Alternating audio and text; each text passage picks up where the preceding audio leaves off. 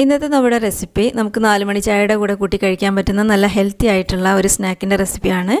നമ്മുടെ കയ്യിൽ അവിലുണ്ടെങ്കിൽ നമുക്ക് വളരെ പെട്ടെന്ന് തന്നെ ഇത് റെഡിയാക്കി എടുക്കാം. അപ്പോൾ നമുക്ക് നോക്കാം ഇതെങ്ങനെയാണ് ചെയ്യുന്നതെന്ന്. അതിനുവേണ്ടി ഞാനിപ്പോൾ ഇവിടെ എടുത്തത് 2 കപ്പ് അവിലാണ്. നമുക്ക് ഏത് അവിൽ വേണമെങ്കിലും എടുക്കാം. നമ്മുടെ കയ്യിൽ ഏത് അവിലാണോ ഉള്ളത് അതെടുക്കാം. ഞാനിപ്പോൾ ഇവിടെ ഈ ബ്രൗൺ കളർ അവിലാണ് എടുത്തത്. നിങ്ങളുടെ കയ്യിൽ വൈറ്റ് അവിലാണുള്ളതെന്നുണ്ടെങ്കിൽ അതെടുക്കാം. പിന്നെ ഈ അവിലെടുക്കുമ്പോൾ ഇത് കഴുകരുത് കേട്ടോ. കഴുകിയിട്ടുണ്ടെങ്കിൽ ഇത് റെഡിയായിട്ട് കിട്ടില്ല, നമുക്കിത് വറുത്തെടുക്കാൻ പറ്റില്ല. അവിൽ നമുക്ക് വറുക്കാനുള്ളതാണ്. അപ്പോൾ കഴുകിയിട്ടുണ്ടെങ്കിൽ അത് റെഡിയായിട്ട് കിട്ടില്ല, ഒരുപാട് സമയം നമുക്ക് വേണ്ടി വരും വറുക്കാൻ വേണ്ടിയിട്ട്. അപ്പോൾ ഞാനിത് കഴുകിയിട്ട് ഒരു പ്രാവശ്യം ട്രൈ ചെയ്ത് നോക്കിയിട്ടുണ്ടായിരുന്നു. അപ്പോൾ അതെനിക്ക് റെഡിയായിട്ട് കിട്ടിയിട്ടില്ല.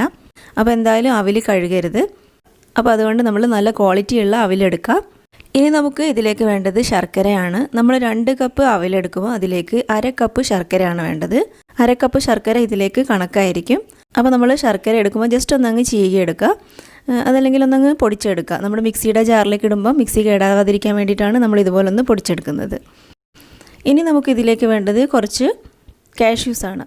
നമ്മുടെ കയ്യിലുണ്ടെങ്കിൽ കാഷ്യൂസ് എടുക്കുക, ഇല്ലാന്നുണ്ടെങ്കിൽ നമുക്കത് ഒഴിവാക്കാം. കാഷ്യൂസ് ഇട്ടിട്ടുണ്ടെങ്കിൽ നല്ലൊരു ടേസ്റ്റ് തന്നെ ആയിരിക്കും. ഇനി നമുക്കിതിലേക്ക് വേണ്ടത് 1/4 കപ്പ് തേങ്ങ ചിരകിയതാണ്. ഇനി നമുക്ക് ഈ അവിലൊന്ന് വറുത്തെടുക്കണം. അതിന് വേണ്ടി ഇതുപോലുള്ളൊരു പാൻ വെച്ച് ചൂടാക്കിയിട്ട് അതിലേക്ക് അവിലിട്ട് കൊടുക്കുക. 2 കപ്പ് അവിലാണിത്. ഇതുപോലൊന്ന് വറുത്തെടുക്കുക. നന്നായിട്ട് തന്നെ ഒന്ന് വറുത്തെടുക്കണം കേട്ടോ. അപ്പോഴാണ് നമുക്കിത് കറക്റ്റായിട്ട് പൊടിക്കാൻ പറ്റുള്ളൂ. കരിഞ്ഞു പോകരുത്. ചെറിയ ഫ്ലെയിമിലിട്ടിട്ട് ഇതുപോലൊന്ന് വറുത്തെടുത്താൽ മതി. ഈ അവിൽ നമുക്ക് നല്ല ഫൈൻ പൗഡറായിട്ട് പൊടിച്ചെടുക്കാനുള്ളതാണ്. അപ്പോൾ ഈ ഒരു രീതിയിൽ കിട്ടുന്നവരെ നമ്മളിത് വറുത്തെടുക്കുക.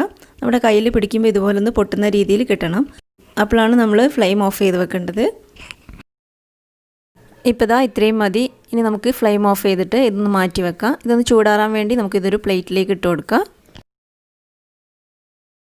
ഇനി ഈ പാനിലേക്ക് തന്നെ നമ്മളെടുത്ത് വെച്ച കാഷ്യൂസ് ഇട്ട് കൊടുക്കുക. കാഷ്യൂസ് ഒന്ന് വറുത്തെടുക്കുക.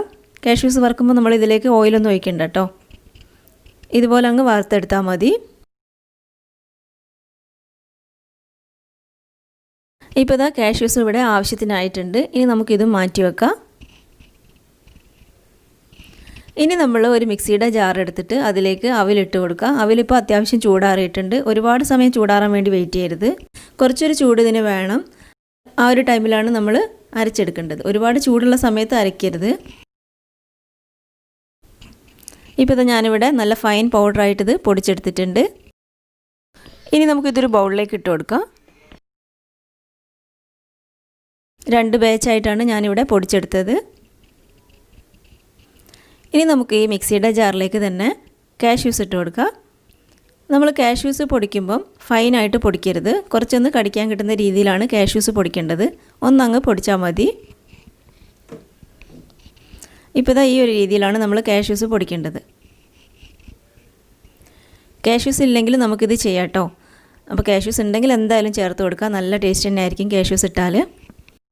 ഇനി ഈ മിക്സിയുടെ ജാറിലേക്ക് നമ്മളെടുത്ത് വെച്ച തേങ്ങ ചിരകിയത് ഇട്ട് കൊടുക്കുക. 1/4 കപ്പ് തേങ്ങ ചിരകിയതുണ്ട്. ഇനി ഇതിലേക്ക് 1/2 കപ്പ് ശർക്കര ചേർത്ത് കൊടുക്കുക. ശർക്കര ജസ്റ്റ് ഒന്നങ്ങ് പൊടിച്ചെടുത്തതാണ്. ഇനി ഇത് രണ്ടും കൂടെ ഒന്ന് അരച്ചെടുക്കുക.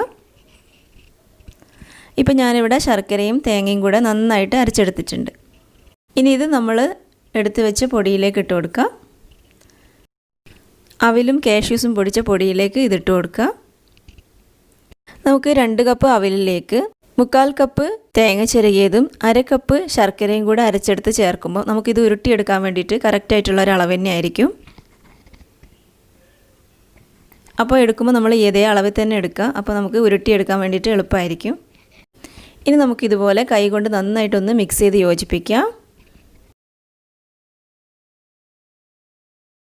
ഇപ്പോൾ ഞാനിപ്പോൾ ഇതിവിടെ നന്നായിട്ട് മിക്സ് ചെയ്ത് യോജിപ്പിച്ചിട്ടുണ്ട്. ഇനി നമുക്കിതൊന്ന് ഉരുട്ടിയെടുക്കണം. നമ്മുടെ കൈ നന്നായിട്ടൊന്ന് കഴുകിയതിന് ശേഷം ഇതുപോലെ ഉരുളകളാക്കി എടുക്കുക.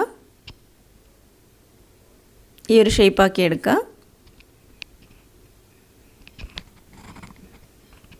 എല്ലാം ഇതുപോലെ തന്നെ ചെയ്ത് വെക്കുക.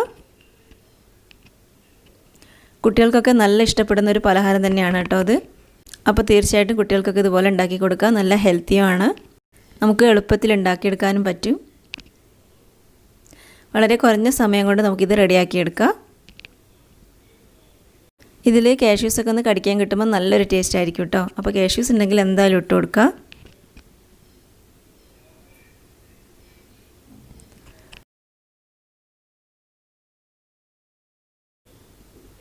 ഇപ്പോൾ ഞാനിപ്പോൾ ഇതവിടെ എല്ലാം ഉരുളകളാക്കി എടുത്തിട്ടുണ്ട്. ഈ ഒരു ഷേപ്പാക്കി എടുത്തിട്ടുണ്ട്. ഇപ്പോൾ നമ്മുടെ ഈസി ആയിട്ട് ഉണ്ടാക്കാൻ പറ്റുന്ന നല്ല ടേസ്റ്റി ആയിട്ടുള്ള ഹെൽത്തി ആയിട്ടുള്ള സ്നാക്ക് ഇവിടെ റെഡി ആയിട്ടുണ്ട്.